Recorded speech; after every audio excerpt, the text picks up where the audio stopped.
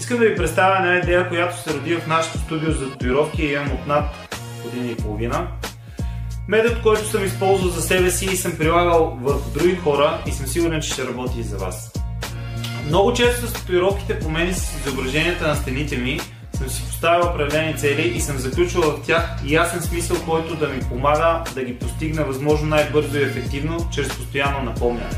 Същия метод може да се използва безлимитно от всички нас за по-лесно възприемане на ключови принципи, стратегии и философски виждания, исторически факти, придобиване на навици или избавяне от пороци.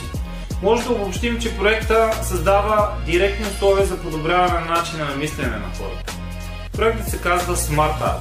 Картини със смисъл, изкуство, което говори.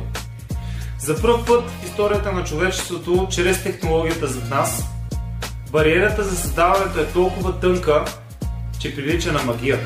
Концепцията е, че всички изображения около нас влияят на нашия начин на мислене и при правилен подбор могат да направят не само външния ни свят по-приятен, а и да ни доближат до едно по-висше състояние, което да ни помогне да изпълним целите си, да ни дисциплинират, мотивират и постоянно да ни дават тези насоки, които ни помагат за реализирането на нашите мечти.